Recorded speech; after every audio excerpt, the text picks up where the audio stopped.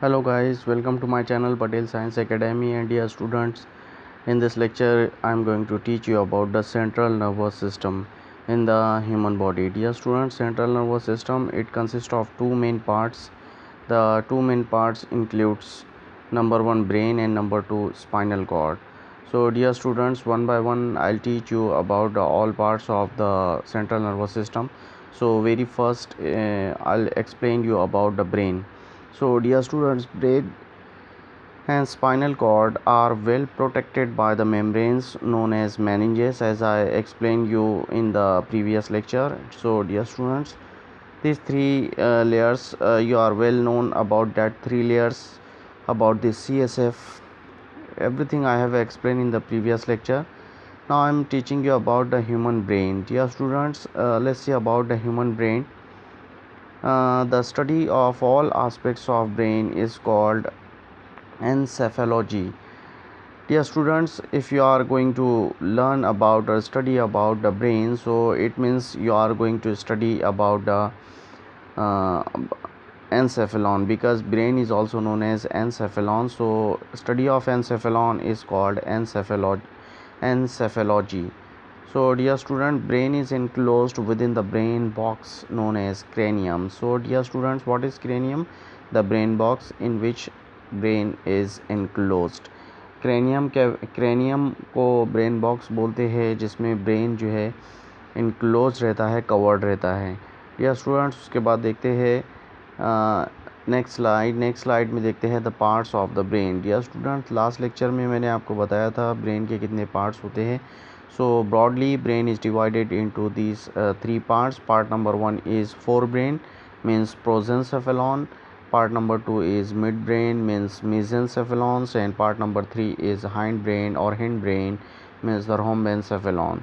So dear students, let's see about all parts of this brain. Prosencephalon is forebrain or prosencephalon. ये जो पहला part है brain का, it is also divided into following parts like rhinencephalon, telencephalon and diencephalon. So dear students, इसकी detail मैं आपको बाद में बताता हूँ. Midbrain is again divided into two parts, cerebral peduncle और crura cerebri, and second part is corpora quadrigemina. And hindbrain is divided into two major parts, that is called metencephalon and myelencephalon, जो फिर से following parts में divide किया गया है. So dear students, one by one देखते हैं. Fore brain यानी अगला पार्ट ब्रेन का, जिसको अगला ब्रेन बोलते हैं, उसके लिए एक दूसरा वर्ड भी हम यूज़ करते हैं, प्रोजेंसेफेलॉन. सो डियर स्टूडेंट्स, प्रोजेंसेफेलॉन यानी फोर ब्रेन. फोर मीन्स होता है FORE, फोर मीन्स होता है फ्रंट. सो डियर स्टूडेंट्स, प्रोजेंसेफेलॉन और फोर ब्रेन के जो पार्ट है वो हम देखते हैं कितने पार्ट में इसको डिवाइड किया गया है. Dear student, forebrain means the prosencephalon is divided into these three parts. Part number 1 is called olfactory lobes और rhinencephalon.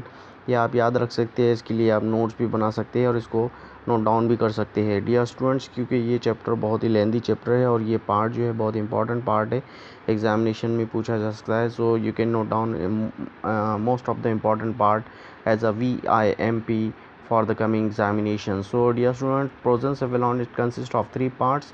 ये तीन पार्ट इसके होते हैं.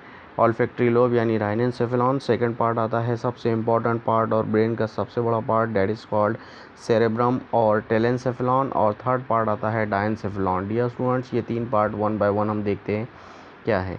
बस अभी आप इतना याद रखिए कि ब्रेन के तीन पार्ट है, fore brain, mid brain, hind brain. और फोर ब्रेन को तीन पार्ट में डिवाइड किया गया है, ऑल्फैक्टरी लोब, सेरेब्रम और डायनसेफेलॉन, जिसमें से हम वन बाय वन देखते हैं. पहले देखते हैं olfactory lobe. Olfactory lobe, dear students, यहाँ पर आप इस डायग्राम को मैं जूम करके दिखाता हूँ. ये ब्रेन हमारा है और इसके अंदर जो ये एरो दिख रही है ये ऑल्फैक्टरी लोब है. डियर स्टूडेंट, ब्रेन का ये फ्रंट वाला पार्ट है और इस फ्रंट वाले पार्ट में आप ऑल्फैक्टरी लोब की पोजीशन देख सकते हैं. ये ऑल्फैक्टरी लोब क्या होता है और इसके फंक्शन क्या है, हम देखते हैं one by one. So diagram तो आपको बनाना नहीं है, बस आपको इसको समझने के लिए यहाँ पर जूम करके दिखाया हो ऑल्फैक्टरी लोब या ऑल्फैक्टरी बल्ब कहाँ पर होता है. या स्टूडेंट, उसके बाद आते हैं सेकंड पार्ट पे, cerebrum. Cerebrum dear student, olfactory lobe से कई ज़्यादा इंपॉर्टेंट सेरेब्रम है, इसलिए पहले हम इसकी डिटेल देखते हैं। सेरेब्रम ये क्या है? This is the largest part of the brain. Dear students, याद रखने के लिए काफ़ी है यही सेंटेंस कि ब्रेन का सबसे बड़ा जो पार्ट होता है उसको सेरेब्रम बोलते हैं, जो कि फोर ब्रेन का पार्ट है, and it is the largest part of the brain. Second part अगर इसका देखें, सेकंड पॉइंट इसके बारे में देखें तो it is divided into right and left cerebral hemisphere. Dear students, ये जो लार्जेस्ट पार्ट है जिसका नाम सेरेब्रम है dear student, don't be confuse because hind brain में एक वर्ड आने वाला है, ब्रेन का एक और पार्ट है जिसको सेरेबेलम बोलते हैं, सो आप उसमें कंफ्यूज नहीं होना चाहिए। सेरेब्रम ये फोर ब्रेन का पहला पार्ट है और जो है सबसे इम्पॉर्टेंट और सबसे लार्जेस्ट पार्ट है, तो आप इसमें कंफ्यूज मत होइए। और डियर स्टूडेंट्स, उसके बाद जो है it is divided into right and left cerebral hemisphere. इसके दो पार्ट में इसको डिवाइड किया गया है। सेरेब्रम का हेमीस्फीयर है, यानी सेरेब्रम का पार्ट है, इसलिए राइट साइड के पार्ट को राइट सेरेब्रल हेमीस्फीयर बोलते हैं, लेफ्ट साइड के पार्ट को लेफ्ट सेरेब्रल हेमीस्फीयर बोलते हैं, which connected with each other by a thick band of the nerve fiber that is called corpus callosum. Dear students, corpus callosum वो part है जो left hemisphere को right hemisphere से connect करता है, जोड़ता है, और वो एक बैंड की तरह है, वो थिक बैंड है जो ब्रेन के ये दोनों पार्ट को, मीन्स कौन से पार्ट को, लेफ़्ट हेमीस्फीयर को और राइट हेमीस्फीयर को सेरेब्रम के एक दूसरे से जॉइंट करता है। याद रखिए उसका नाम है कॉर्पस कैलोजम, यानी नर्व थिक बैंड, जिसका नाम है कॉर्पस कैलोजम। इस पर एमसीक्यू आ सकता है। उसके बाद सेकंड एक और पॉइंट इसके बारे में देखते हैं। The outer surface is called cortex and the inner surface is called medulla. Cerebrum की आउटर सरफेस को कॉर्टेक्स कहते हैं और इनर सरफेस को, यानी अंदर की सरफेस को, मेडुला बोलते हैं। ये दो वर्ड आप याद रखिए। सेरेब्रम को एक और पार्ट है cortex show the gyri and सल्की।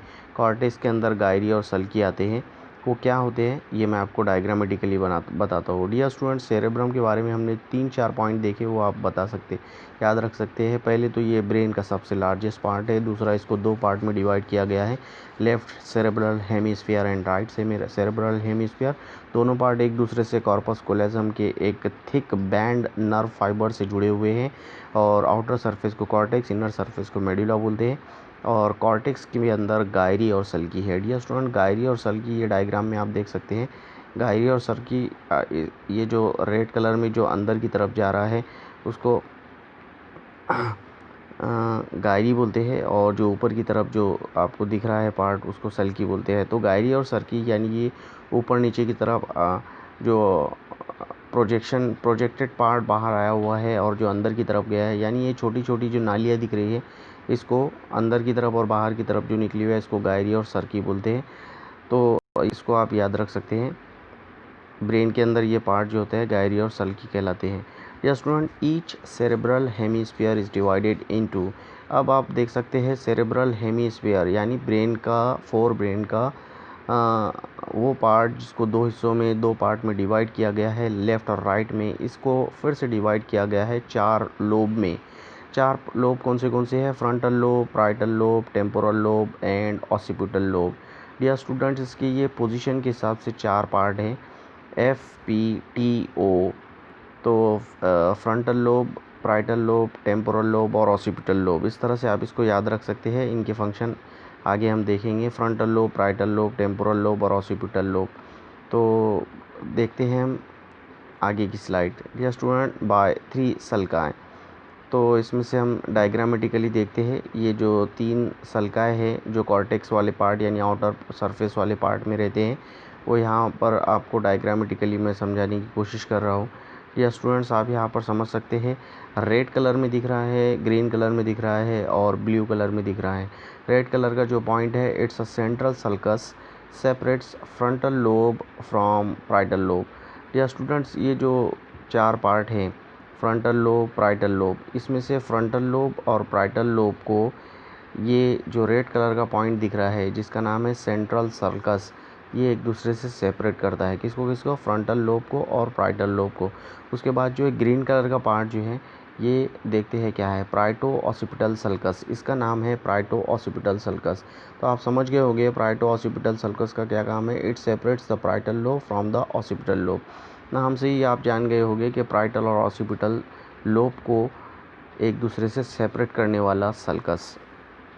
सो आप यहाँ पर देख रहे होंगे डियर स्टूडेंट, जो राइट साइड में ऊपर और नीचे की तरफ, टॉप और बॉटम की तरफ दिख रहा है प्राइटल और ऑसिपिटल लोब। ये प्राइटल और ऑसिपिटल लोब को एक दूसरे से किसने जो है सेपरेट किया है, वो जिसने भी सेपरेट किया है उस सल्कस का नाम है प्राइटो ऑसिपिटल सल्कस। अब बचा है ब्लू वाला, तो ब्लू वाले को आप यहाँ पर देख सकते हैं डायग्रामेटिकली वो किसको एक दूसरे से सेपरेट करता होगा। सो लेटरल सल्कस उसका नाम है, और सल्वियन सल्कस भी इसको बोल सकते हैं। It separates a temporal lobe from the frontal and the parietal lobe. Temporal lobe आपको यहाँ जो दिख रहा है लेफ़्ट साइड में बॉटम की तरफ, ये टेम्पोरल लोब जो है प्राइटल लोब को और फ्रंटल लोब को एक दूसरे से डियर स्टूडेंट्स क्या करता है, सेपरेट करता है, फ्रंटल लोब और प्राइटल लोब को। यानी ये अभी तक हमने देखा 3 सल्कस देखा।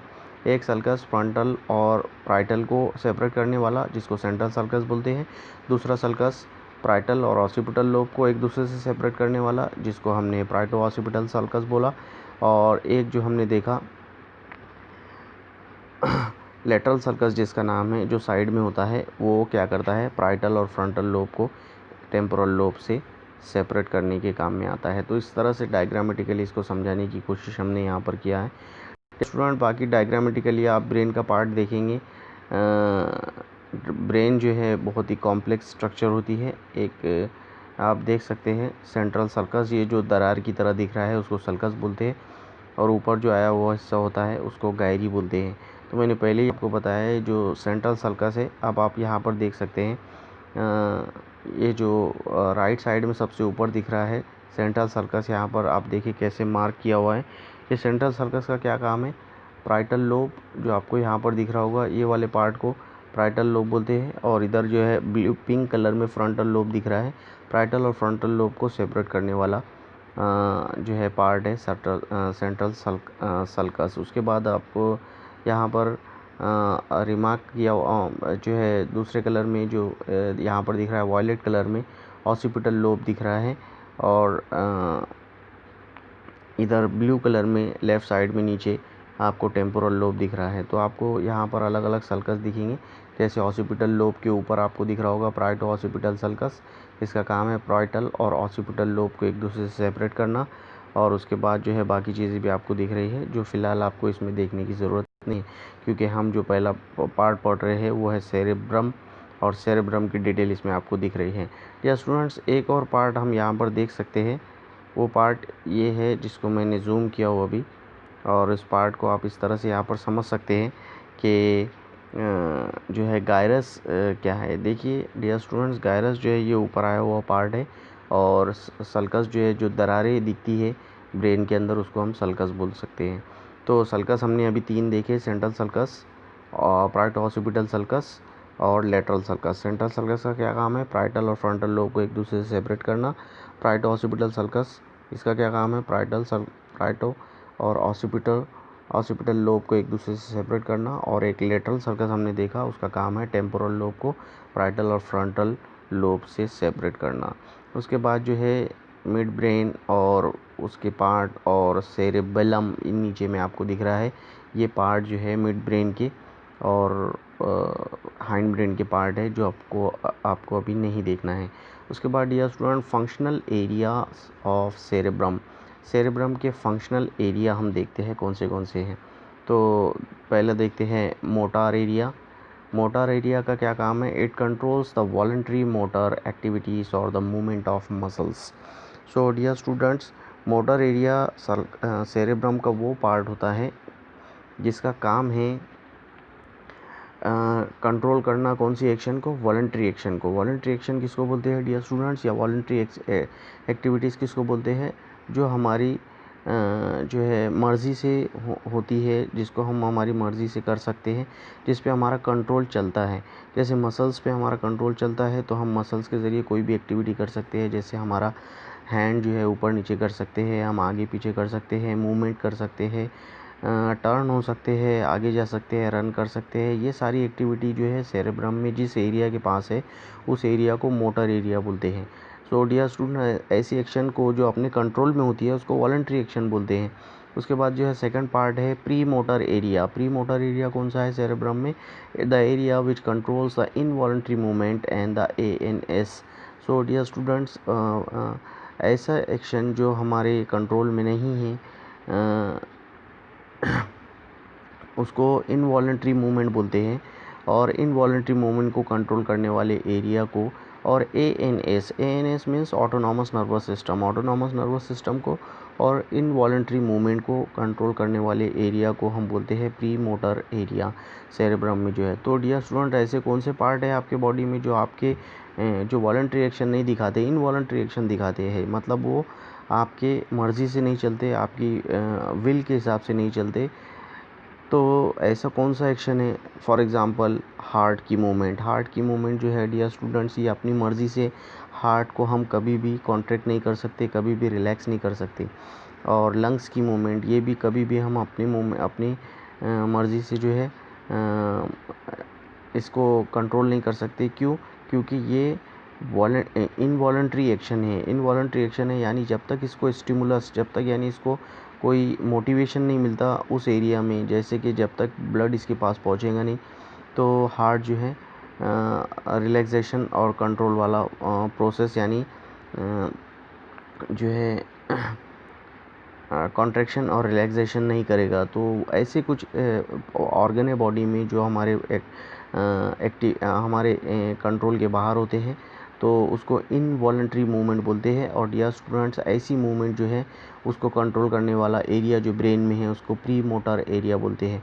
सो dear students, we have seen till now two areas, motor areas which controls the voluntary movement or the movement of the muscles. You can remember it by the movement of the muscles, as well as the second area premotor area. Premotor area, the area which controls the autonomous nervous system and the involuntary nervous movement. So dear students, thereafter there is one more area known as association area. What is association area, dear students? It brings the coordination between the sensation and the movement.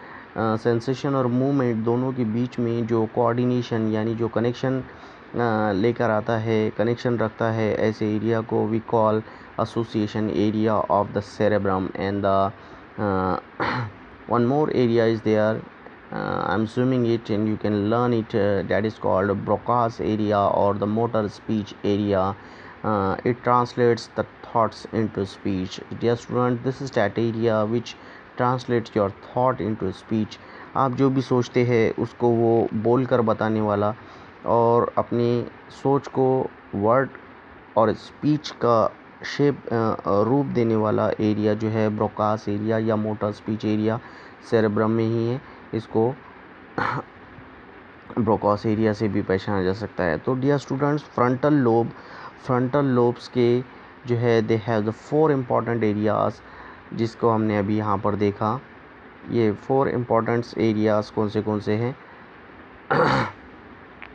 Motor area, premotor area, association area and Broca's area. Dear students, आप 1 bye 1 करके इसकी note बना सकते हैं। अब frontal lobe जो है इसके इम्पॉर्टेंट एरिया तो हमने देख लिया। अब आगे बढ़ते हैं, देखते हैं पार्इटल लोब्स। पार्इटल लोब्स के क्या काम है? Dear students, I hope you are not being confused. आपको समझ में आ रहा है कि हम ब्रेन का पहला ही पार्ट अभी देख रहे हैं जो इतना लेंदी है, और एक्चुअली ब्रेन के 3 पार्ट है। पहले ही मैंने आपको बता दिया हो, frontal lobe, fore brain, mid brain and hind brain. तो फोर ब्रेन जो है उसके 3 पार्ट हम देख रहे हैं, जैसे लोब्स वाला एरिया सेरेब्रम और डायनसेफेलॉन, जिसमें से अभी हम दूसरा वाला पार्ट ही देख रहे हैं, और इसके हमने 4 पार्ट अभी देखे हैं। डियर स्टूडेंट्स, पार्इटल लोब्स को अब देखते हैं। Parietal lobes, it's a lobes which controls the sensation of the pains, pressure, temperature and the taste, that is called gustatoreceptors. सो प्राइटल लोब का डियर स्टूडेंट्स क्या काम है? प्राइटल लोब की पोजीशन आपके दिमाग में आ गई होगी, इसके पहले मैंने डायग्रामेटिकली आपको दिखाया हूँ। तो इसका फंक्शन डियर स्टूडेंट्स, इसका फंक्शन ये है कि it controls the sensation of the pain का यानी दर्द का जो एहसास आपको सेंसेशन देता है वो ये प्राइटल लोब से ही आता है। और उसके बाद प्रेशर का और टेम्परेचर का और टेस्ट का जो सेंसेशन आता है, यानी आपकी बॉडी में टेम्परेचर कितना है, आपकी बॉडी पे प्रेशर कितना चल रहा है, और प्रेशर का सेंसेशन, पेन का सेंसेशन और टेस्ट, आप जो भी कुछ खाते हैं उसका टेस्ट जो आपको मिलता है वो प्राइटल, ये चारों भी सेंसेशन आपको प्राइटल लोब की तरफ से ही मिलते हैं, क्योंकि प्राइटल लोब इसको कंट्रोल करता है। डियर स्टूडेंट्स, उसके बाद देखते हैं टेम्पोरल लोब। टेम्पोरल लोब का क्या काम है? The temporal lobe is the lobe which controls the centers of smell, hearing, speech and emotions. So dear student, देख सकते हैं आप कितने इम्पॉर्टेंट फंक्शन हमारे ब्रेन के पहले ही पार्ट के है, सेरेब्रम जिसका नाम है, which is the largest part of the brain. So dear students, it controls the centres of the smells. जो आप स्मेल करते हैं, जो भी आप सूंघते हैं, स्मेलिंग करते हैं, जिसकी भी आपको ऑडोर आती है, स्मेल आती है, वो क्यों आती है? क्योंकि उसको टेम्पोरल लोब वाला पार्ट जो है सेरेब्रम का कंट्रोल करता है. उसके बाद आपको जो भी सुनाई दे रहा है, व्हाट एवर यू लिसन और what ever you here, all that is because of the control of the temporal lobe, because there is a center of the hearing under the control of the temporal lobe. And one more important thing, whatever you speech, likewise right now I am speaking, it is being controlled by the temporal lobe of my brain. So dear students, आप समझ सकते हैं speeching का भी जो centre है, इसको यानी स्पीचिंग वाली क्वालिटी जो है इसको भी टेम्पोरल लोब कंट्रोल करता है. डियर स्टूडेंट्स, अभी हम देख सकते हैं कि मैं जो अभी आपको ये पढ़ा रहा हूँ, ये मेरा टेम्पोरल लोब इस मेरे स्पीच वाले एक्टिविटी को कंट्रोल कर रहा है. और आप जो अगर इसको अभी फ़िलहाल मेरे वीडियो को देख रहे हैं, सुन रहे हैं, तो डियर स्टूडेंट्स इसका मतलब आपका टेम्पोरल लोब भी जो है काम कर रहा है, क्योंकि हियरिंग वाला पार्ट भी आपके टेम्पोरल लोब के ही कंट्रोल में आता है. Thereafter emotions, the most important characteristics of the human being. Emotions जो जज्बात होते हैं उसको भी टेम्पोरल लोब ही कंट्रोल में रखता है. उसके बाद डियर स्टूडेंट्स एक और लोब है जो मैंने आपको बताया था, ऑसिपिटल लोब, और इसका तो बहुत ही इंपॉर्टेंट फंक्शन है बॉडी में, controls the sense of vision. Dear students, whatever you sight, whatever you watch, whatever you see, it is under the control of the occipital lobe. अभी आप मेरी ये स्लाइड को देख रहे हैं, यानी आप जो भी कुछ दुनिया में देखते हैं अपनी आँखों से, ये ऑसिपिटल लोब के कंट्रोल में होता है. तो डियर स्टूडेंट्स, इस तरह से हमने 4 लोब देखा. ऑसिपिटल लोब यानी आपको सेंस ऑफ विजन जो जिसके लिए रिस्पॉन्सिबल है, यानी आप देख पा रहे हैं. ऑसिपिटल लोब के कारण आप स्मेल कर पा रहे हैं, हियर कर पा रहे हैं, बोल पा रहे हैं और इमोशन को फील कर पा रहे हैं. टेम्पोरल लोब के कारण आप जो है पेन, प्रेशर, टेम्परेचर और टेस्ट को रियलाइज़ कर पा रहे हैं, सेंसेशन को उसके महसूस कर पा रहे, उसको आप सेंस कर पा रहे हैं. तो because of the parietal lobe और फ्रंटल लोब की ये 4 मैंने इंपॉर्टेंट फंक्शन आपको बताया, जिसके अलग अलग एरिया है: motor area, premotor area, motor speech area और एसोसिएशन एरिया. तो डियर स्टूडेंट्स, आप समझ गए होंगे कि ये कितने इंपॉर्टेंट पार्ट है ब्रेन के, जिसमें से हमने पहला ही पार्ट अभी स्टार्ट किया है. In addition to all this areas, there is one more area of intelligence, that is called Wernicke's area, which helps in the understanding of spoken and the written words. Dear students, ये जो हमने 4 lobe देखे, इसके अलावा भी एक और area है जिसका नाम वर्निक्स एरिया है. और इस वर्निक एरिया का काम है इंटेलिजेंसी को, यानी आपके इंटेलिजेंस को जो है कंट्रोल करना और understand the spokens and the written words. आप जो बोल रहे हैं और आप जो लिख रहे हैं, ऐसे वर्ड्स को समझना, अंडरस्टैंड करके देना, उस एरिया का ये काम है. यानी आपके वर्ड को समझाना और उसके लिखे हुए वर्ड को, रिटन वर्ड को जो है अंडरस्टैंड करके देना, ये सब आपके वर्निक्स एरिया के कंट्रोल में है. डियर स्टूडेंट्स, आप इसकी एक बढ़िया सी नोट बना सकते हैं और ये सारे पॉइंट को नोट कर सकते हैं. उसके बाद dear students, control and coordination chapter अगर आप पढ़ रहे हैं तो उसमें सबसे इम्पॉर्टेंट सेंट्रल नर्वस सिस्टम है, और सेंट्रल नर्वस सिस्टम अगर आप पढ़ रहे हैं तो आपको पता होना चाहिए इसके 2 पार्ट हैं सेंट्रल नर्वस सिस्टम के, जिसमें से पहला पार्ट ब्रेन और दूसरा पार्ट स्पाइनल कॉर्ड। ब्रेन अगर आप पढ़ रहे हैं तो उसके 3 पार्ट है, fore brain, mid brain, hind brain. और फोर ब्रेन अगर आप पढ़ रहे हैं तो उसका सबसे इम्पॉर्टेंट पार्ट सेरेब्रम है, और सेरेब्रम को ही इतनी देर से हम पढ़ रहे हैं। डियर स्टूडेंट, बेसल न्यूक्लियाई और the basal ganglia are the grey masses present in the white matter helps the cortex in the execution of the activities at subconscious level and corpus stratum the largest basal nuclei। इस part को भी आप समझ सकते हैं basal nuclei के। Dear students, brain की diagram जो होती है वो हमेशा कॉम्प्लेक्स डायग्राम होती है, उसको इतना आसान नहीं होता है समझना।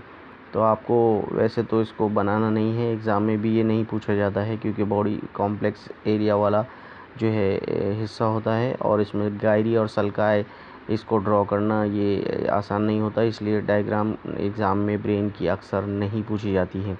तो इसमें अलग अलग एरिया आपको दिख रहे होंगे डियर स्टूडेंट्स, ये एरिया को आप सिर्फ समझने के लिए देख सकते हैं यहाँ पर इस डायग्राम में। सो डियर स्टूडेंट्स, यहाँ पर आपको दिख रहा है primary auditory cortex, auditory association area, motor speech area जिसको ब्रोकोस एरिया बोलते हैं, उसके बाद है prefrontal area, premotor area, primary motor cortex, central sulcus, primary somesthetic cortex, taste area, somesthetic association area and the visual association area, visual cortex, sensory speech area और Wernicke's area. ये सब area आप यहाँ पर 1 bye 1 करके देख सकते हैं। ओके स्टूडेंट्स, अब आगे बढ़ते हैं और जाते हैं फोर ब्रेन के लास्ट पार्ट की तरफ जिसका नाम है डायनसेफेलॉन। डियर स्टूडेंट, डायनसेफेलॉन क्या है? It is the third part of the forebrain present below the corpus callosum and above the mid brain.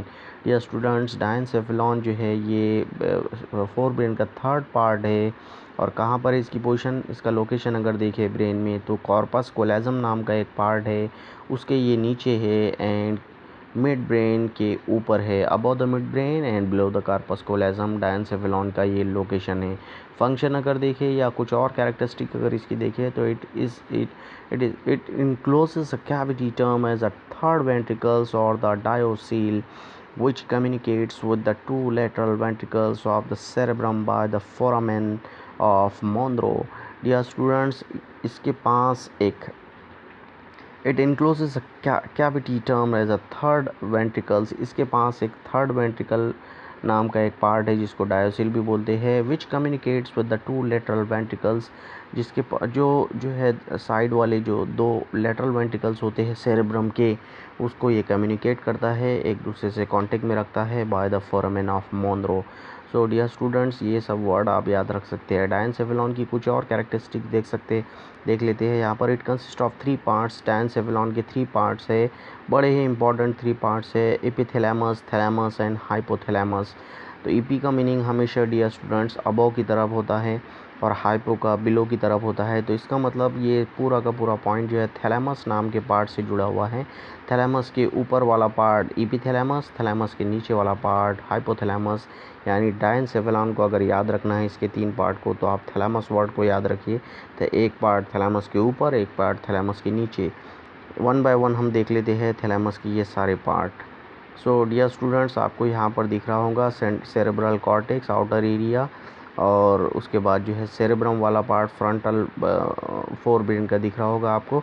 उसके बाद जो है डियर स्टूडेंट्स कॉर्पस कोलेजम नाम का ये जो येलो कलर का आपको पार्ट दिख रहा है, ऑलमोस्ट एस के ऊपर की शेप की तरह, इसके नीचे जो छोटा वाला पार्ट दिख रहा है यही है डायनसेफेलॉन। और इसमें जो ये एक की तरह स्ट्रक्चर दिख रही है इसको थैलेमस बोलते हैं। और अब आप समझ गए होंगे थैलेमस के नीचे जो पार्ट होगा उसको हाइपोथैलेमस, और थैलेमस के ऊपर जो पार्ट होगा उसको एपिथैलेमस बोलते हैं, जो कि आपको इस डायग्राम में नहीं दिखेगा क्योंकि उसकी पोजीशन ही वैसी है कि वो डायग्राम में नहीं दिखता है।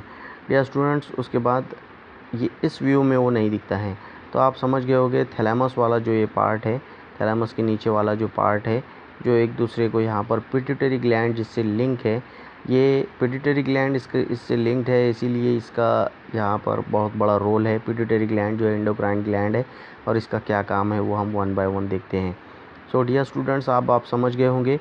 नीचे आपको दिख रहा है pons varolii, medulla oblongata, reticular activating system, ये जो है यहाँ पर मिड ब्रेन है। इसका मतलब जो डायनसेफेलॉन है मिड ब्रेन के ऊपर, और जो येलो कलर का दिख रहा है पार्ट कॉर्पस कोलेजम उसके नीचे, यानी दोनों के बीच में ये पार्ट है जिसका नाम है डायनसेफेलॉन, जिसमें इंपॉर्टेंट पार्ट है थैलेमस। थैलेमस के नीचे का पार्ट हाइपोथैलेमस, थैलेमस के ऊपर का पार्ट एपिथैलेमस होता है। डियर स्टूडेंट्स, ये आप देख सकते हैं। उसके बाद थैलेमस की कुछ कैरेक्टरिस्टिक देखते हैं, थैलेमस के क्या काम है। रूफ ऑफ द डायनसेफेलॉन, इसको रूफ ऑफ द डायनसेफेलॉन भी बोलते हैं। And dorsal wall connected to the pineal gland, इसकी जो डॉर्सल वॉल है पीनियल ग्लैंड से कनेक्टेड है। और पीनियल ग्लैंड क्या है डियर स्टूडेंट्स, ये बहुत ही इंपॉर्टेंट ग्लैंड है। pineal gland produces a hormone melatonin which is sleep inducing hormone and related to the reproductive behavior। या स्टूडेंट्स, पीनियल ग्लैंड एक ऐसा ग्लैंड है हमारे बॉडी में जो एक हार्मोन प्रोड्यूस करता है जिसका नाम है मेलाटोनिन। और जब मेलाटोनिन नाम का हार्मोन ये सिक्रेट करता है तो हमें नींद आती है, हम सो जाते हैं, और उसका असर जो है 7-8 घंटे तक रहता है एक मिडिल एज की पर्सन में, और बच्चों में ज़्यादा रहता है, और जो ओल्ड एज लोग होते हैं उसमें कम रहता है। तो जब आपको नींद आ रही है इसका मतलब ये है कि पीनियल ग्लैंड आपका एक्टिवेट हो चुका है और उसने मेलाटोनिन नाम का जो है हार्मोन सिक्रेट कर दिया है, क्योंकि उसका काम ही है स्लीपिंग को इंड्यूस करना, यानी आपको नींद आना ही उसका काम है। आपकी बॉडी में जो है रेस्ट वाली कंडीशन आ चुकी है, इसका यही मीनिंग है। उसके बाद डियर स्टूडेंट्स, इसका एक और रिलेटेड फंक्शन है रिप्रोडक्टिव बिहेवियर से। तो अब आप समझ गए होंगे कि थैलेमस के पास एक ऐसा पार्ट जुड़ा हुआ है थैलेमस की डॉर्सल वॉल से जिसका नाम पीनियल ग्लैंड है, और पीनियल ग्लैंड के ही कारण हमें नींद आती है रोज़। उसके बाद डियर स्टूडेंट, थैलेमस के कुछ और कैरेक्टरिस्टिक देख लेते हैं। They are the lateral walls of the diencephalon, diencephalon की ये लेटरल साइड की वॉल्स है, ऐसा समझिए आप, और connected with the each other by the habenular commissure, एक दूसरे से जो हैबेनक्यूलर कमीशर नाम की जो है पार्ट्स हैं कनेक्टेड है। तो आप समझ सकते हैं थैलेमस जो है ये डायनसेफेलॉन यानी फोरब्रेन का जो थर्ड पार्ट है उसकी लेटरल वॉल्स को ही समझा जाता है। उसके बाद RAS of the thalamus interconnects all the parts of the brain. Thalamus का जो RAS वाला पार्ट है वो पूरे ब्रेन के सारे पार्ट्स को एक दूसरे से इंटरकनेक्ट करता है, and it acts as a relay centre, ये एक्ट करता है, काम करता है। उसके बाद डियर स्टूडेंट्स, हाइपोथैलेमस की कुछ पॉइंट देख लेते हैं, बहुत ही इंपॉर्टेंट है हाइपोथैलेमस के कुछ पार्ट हम देखते हैं वन बाय वन यहाँ पर। It's a floor of diencephalon. Dear student, thalamus के बारे में मैंने आपको सबसे पहला पॉइंट बताया था कि डायनसेफेलॉन का ये रूफ है, यानी उसकी ये छत है। तो फिर इसका फ्लोर क्या है, इसका नीचे वाला पार्ट क्या है? तो डियर स्टूडेंट्स, हाइपोथैलेमस जो है डायनसेफेलॉन का फ्लोर होता है, यानी नीचे वाला पार्ट होता है, जैसे हमारे घर में नीचे की टाइल्स होती है और ऊपर छत जो होता है। तो ऐसा समझ लीजिए अगर आपका घर है तो इसका आपका घर डायनसेफेलॉन है, तो इसका जो टाइल्स है वो हाइपोथैलेमस है और इसका जो छत है वो थैलेमस है। या स्टूडेंट, इसके और पॉइंट्स देख लेते हैं। It maintains the homeostasis, homeostasis नाम का एक प्रोसेस है, इसको ये मेंटेन्स करता है। इंटरनल इक्विलिब्रियम, बहुत ही इंपॉर्टेंट पार्ट जो है इंटरनल इक्विलिब्रियम है उसको ये मेंटेन करके रखता है। इनवॉलंटरी बिहेवियर कंट्रोल, और वो बिहेवियर जो इनवॉलंटरी है वो इस हाइपोथैलेमस के कंट्रोल में होते हैं। डियर स्टूडेंट्स, क्यों हाइपोथैलेमस के कंट्रोल में होते हैं? क्योंकि इसके पास एक बहुत ही इंपॉर्टेंट ग्लैंड जॉइंट है। इससे hypothalamus nuclei consist of neurosecretory cells which produces hormone. इसके पास डियर स्टूडेंट्स जो न्यूक्लियाई है, हाइपोथैलेमिक न्यूक्लियाई, वो जो है it consist of neurosecretory cells. उनके पास जो सेल है वो न्यूरो सेक्रेटरी सेल है और विच प्रोड्यूसेस हार्मोन, जो हार्मोन प्रोड्यूस करते हैं। Hypothalamus is the link between the nervous and the endocrine system. This is the biggest sentence of this lecture. Dear students, hypothalamus जो है ये एंडोक्राइन सिस्टम को और नर्वस सिस्टम को जोड़ने वाली लिंक है in between the nervous and the endocrine system. आप इस सेंटेंस से हाइपोथैलेमस को याद रख सकते हैं कि एंडोक्राइन सिस्टम यानी ऐसा सिस्टम जो ग्लैंड जिसमें होते हैं, जैसे पिट्यूटरी ग्लैंड है, thyroid gland, adrenal gland, testis, ovary, ये जितने भी ग्लैंड है ये एंडोक्राइन ग्लैंड इनको बोलते हैं। और डियर स्टूडेंट्स, हमारी बॉडी सिर्फ नर्वस सिस्टम के थ्रू जो है कंट्रोल नहीं कर नर्वस सिस्टम हमारी पूरी बॉडी को कंट्रोल नहीं कर सकता, उसको हेल्प लेना पड़ता है एंडोक्राइन सिस्टम की, यानी ग्लैंड की हेल्प लेना पड़ता है। तो डियर स्टूडेंट्स, नर्वस सिस्टम को एंडोक्राइन सिस्टम से जॉइंट करके लिंक करके रखने वाले पार्ट को हाइपोथैलेमस बोलते हैं। और डियर स्टूडेंट्स, ये दोनों जब लिंक होते हैं, जॉइंट होते हैं, एक दूसरे से कोऑर्डिनेट करते हैं, कम्युनिकेट करते हैं, तो बनता है न्यूरो एंडोक्राइन सिस्टम, यानी nervous system plus endocrine system. क्यों बना? क्योंकि हाइपोथैलेमस एक दूसरे से इनको कांटेक्ट में रखता है। It regulates the heart rate. Dear student, देख सकते हैं आप कितने इंपॉर्टेंट इसके फंक्शन है। It regulates the heart rate, दिल की जो रेट है उसको ये रेगुलेट करता है, कंट्रोल करता है। रेस्पिरेशन कितना इंपॉर्टेंट हमारा प्रोसेस है, उसको भी ये कंट्रोल करता है। बीपी, ब्लड प्रेशर को ये कंट्रोल करता है। बॉडी टेम्परेचर को ये कंट्रोल करता है। वाटर, इलेक्ट्रोलाइट्स बैलेंस बॉडी में मेंटेन करके रखता है। वाटर कितना चाहिए, इलेक्ट्रोलाइट्स कितने चाहिए, ये सब इसके कंट्रोल में आते हैं। It has a centre of the thirst, hunger, sleep, fatigue, satiety centre, secretion of the glands of GI, ये सारे सेंटर इसी के पास होते हैं। थर्स्ट का, हंगर का, स्लीप का, फैटिक का, स्टाइटी सेंटर मीन्स डियर स्टूडेंट, जब हमें भूख लगती है और जब हम कुछ खा लेते हैं, उसके खाने के बाद जब हमारा पेट भर जाता है तो पेट भरने की जो फीलिंग होती है उसको स्टाइटी वाली एक्टिविटी बोलते हैं। और डियर स्टूडेंट्स, वो जो फीलिंग हमको आती है उसकी भी एक सेंटर होता है ब्रेन में, और वो किसके कंट्रोल में है? वो सेंटर हाइपोथैलेमस के ही कंट्रोल में है। और secretion of the glands of the GI, ये सारे के सारे इसके कंट्रोल में है। Floors of the hypothalamus show the downward projection of the pituitary gland. Dear students, यही वो सबसे इम्पॉर्टेंट सेंटेंस है, सेकंड लास्ट सेंटेंस इस स्लाइड का, जो मैं आपको बताना चाह रहा था। फ्लोर ऑफ द हाइपोथैलेमस, यानी हाइपोथैलेमस का जो फ्लोर है उसके पास एक डाउनवर्ड प्रोजेक्शन है, उससे एक नीचे की तरफ एक पार्ट गया हुआ है, और वो पार्ट जो है जो है पिट्यूटरी ग्लैंड वाला पार्ट है। यहाँ पर आप देख सकते हैं डियर स्टूडेंट्स, इस डायग्राम में आपको मैं बता रहा हूँ, ये अगर हाइपोथैलेमस है, ये थैलेमस यहाँ पर दिख रहा है, आप लेबल देख सकते हैं। ये जो कॉर्पस कोलेजम के नीचे येलो पट्टी के नीचे जो दिख रहा है एक की तरह, इसको थैलेमस बोलते हैं। और डियर स्टूडेंट, थैलेमस के नीचे वाले पार्ट हाइपोथैलेमस, आप देख सकते हैं हाइपोथैलेमस के नीचे वो एक जो पार्ट जा रहा है उसको पिट्यूटरी ग्लैंड बोलते हैं।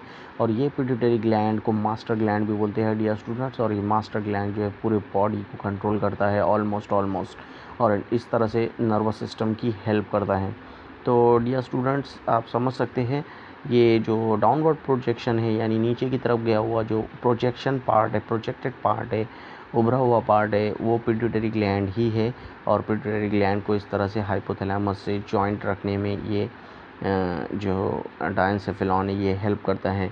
उसके बाद है on the inferior surface it bears the optic chiasma and the pairs of the memory bodies, mammillary body. Dear students, इसके इन्फेरियर सरफेस से एक ऑप्टिक चिएस्मा और पेयर ऑफ मैमिलरी बॉडीज़ जो है ये भी प्रेजेंट होती है। तो डियर स्टूडेंट्स, हमने यहाँ पर देखा थैलेमस, हाइपोथैलेमस, इसके बारे में। इस तरह से डियर स्टूडेंट्स, आप यहाँ पर देख सकते हैं कि ये diagrammatic representation, occipital lobe pink colour में आपको दिख रहा है, ये हमने पढ़ा। पैराइटल लोब ग्रीन कलर में आपको दिख रहा है। फ्रंटल लोब ब्लू कलर में आपको दिख रहा है। लिम्बिक लोब आपको यहाँ पर वॉयलेट कलर में दिख रहा है। और कॉर्पस कोलेजम आपको ये पिछली डायग्राम में मैंने येलो कलर में बताया था। थैलेमस आपको यहाँ पर दिख रहा है। हाइपोथैलेमस यहाँ पर दिख रहा है। पिट्यूटरी ग्लैंड आपको दिख रहा है। जितने भी पार्ट डियर स्टूडेंट्स यहाँ पर दिख रहे हैं, जैसे मैमेलरी बॉडी आपको यहाँ पर दिख रहा है, ऑप्टिक चिज्मा यहाँ पर दिख रहा है, ये सारे पार्ट जो है फोर ब्रेन के पार्ट है। जो आपको यहाँ पर न्यू वर्ड लग रहे हैं जैसे ओमेडुला ऑब्लोंगेटा, स्पाइनल कॉर्ड, सेरेबेलम, ये हमने अभी तक पढ़ा नहीं है। पॉन्स, ये पार्ट हमने अभी तक पढ़ा नहीं है क्योंकि ये फोर ब्रेन के पार्ट नहीं है। वन बाय वन हम देख सकते हैं। डियर स्टूडेंट, एक पार्ट यहाँ पर जूम करके आपको बता देता हूँ। पीनियल ग्लैंड, हमने एक वर्ड देखा था, pineal gland. So dear student, वो पीनियल ग्लैंड जो है वो मैंने आपको पहले ही बता दिया हूँ। पीनियल ग्लैंड एक ऐसा ग्लैंड है जो हमारे बॉडी में जिसके कारण हमें स्लिप यानी स्लीपिंग जो बिहेवियर हमारी बॉडी दिखाती है, यानी हमें जो नींद आती है वो इस पीनियल ग्लैंड के कारण ही आती है। और आप यहाँ इस लेबल को यहाँ पर देख सकते हैं, ये है वो पीनियल ग्लैंड जो कि इसका पार्ट है, थैलेमस का ही पार्ट है। ओके डियर स्टूडेंट्स, तो a complex neuronal circuits called limbic system, ये भी यहाँ पर है। लिम्बिक सिस्टम यहाँ वायलेट कलर में जो दिख रहा है आपको, लिम्बिक लोब, ये भी इससे कनेक्टेड है। It is form by the hypothalamic amygdala, epithalamus, thalamus and the hippocampus. तो डियर स्टूडेंट्स, इसके बारे में आपको ज़्यादा याद नहीं रखना है, तो आप यहाँ वन बाय वन करके ये डायग्रामेटिकल रिप्रेजेंटेशन देख सकते हैं। सेरेब्रल कॉर्टेक्स थॉट और प्लानिंग वाले से फंक्शन से जुड़ा हुआ है। बेसल गैंग्लिया मूवमेंट से जुड़ा हुआ है। थैलेमस गेटवे ऑफ कॉर्टेक्स, आप यहाँ पर देख सकते हैं। सिर्फ समझने के लिए डायग्राम दिखा रहा हूँ, वरना आपको ड्रॉ तो नहीं करना है। उसके बाद ये जो रेड कलर का पार्ट ऑलमोस्ट आपको दिख रहा है, हिप्पोकैम्पस मेमोरी के लिए काम में आता है। और एमिगडाला यानी इमोशन को जो है आपके मेंटेन करता है। और हाइपोथैलेमस की डिटेल तो मैंने पहले ही बता दिया हो, रेगुलेट्स द बॉडी एक्टिविटी, बहुत सारे बॉडी एक्टिविटी को मेंटेन करके रखता है। डियर स्टूडेंट्स, ये डिजिटल डायग्राम आप यहाँ देख सकते हैं। इसमें आपको एक बात दिख रही होगी, फ्रंटल लोब आपको यहाँ पर दिख रहा होगा, सेरेब्रल पार्ट आपको दिख रहा होगा, कॉर्पस कैलोजम आपको दिख रहा होगा, हाइपोथैलेमस, ये सारे पार्ट आपको दिख रहे होंगे। Dear student, this is about the forebrain के बारे में हमने देखा। फोर ब्रेन के कितने पार्ट है डियर स्टूडेंट्स, आप समझ रहे होंगे। फोर ब्रेन के 3 पार्ट है, ऑल्फैक्टरी लोब, सेरेब्रम और डायनसेफेलॉन।